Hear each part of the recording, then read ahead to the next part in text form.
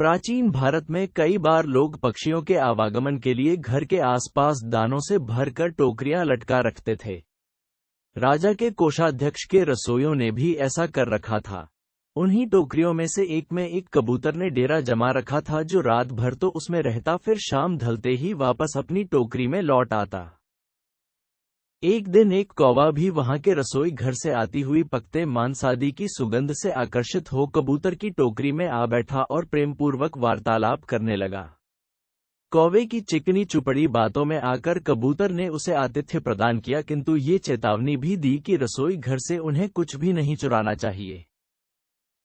रसोइयों ने जब दोनों पक्षियों को साथ साथ देखा तो उन्होंने तत्काल कौवे के लिए भी एक टोकरी कबूतर की टोकरी के पास लटका दी, ये सोचते हुए कि ऐसा करने से दोनों मित्रों को बातचीत करते रहने के और भी अच्छे अवसर मिलेंगे।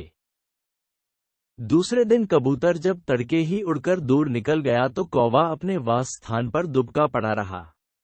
उस दिन रसोइयों ने मछली पकाना आरंभ किया। पकती मछली की सुगंध से कौवे के मुख में पानी भर भर आता। समय समय पर वह टोकरी के बाहर सिर निकालता और मांस चुराने का मौका तलाशता। एक बार उसने जब देखा कि रसोई घर के रसोइये थोड़ी देर के लिए धूम्रपान के लिए बाहर निकले हुए थे, तब वो उड़ता हुआ नीचे आया और पकते मांस के एक बड़े से टुकड़े पर चोंच मार दी, जिससे हांडी के ऊपर रखा करछुल नीचे गिर गया। गिरे करछुल की आवाज सुन एक रसोइया दौड़ता हुआ नीचे आया और कौवे की चोरी पकड़ ली। उसने तत्काल रसोई घर का द्वार बंद कर कौवे को धर दबोचा और बड़ी बेरहमी से उसके पंखों को नोच उसे मिर्च मसालों में लपेट कर बाहर फेंक दिया। थोड़ी ही देर में कौवे के प्राण निकल गए। शाम को कबूतर जब अपने निवास स्थान को लौटा तो उसने कौवे के पंख और मृत देह को बाहर फेंका हुआ पाया।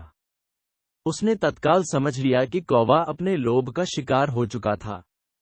कबूतर एक समझदार और दूरदर्शी पक्षी था। वह तत्काल उस स्थान को छोड़ दूसरे स्थान को प्रस्थान कर गया, क्योंकि हर कोई अपने साथियों की मूर्खता के दंड का भागी हो सकता है।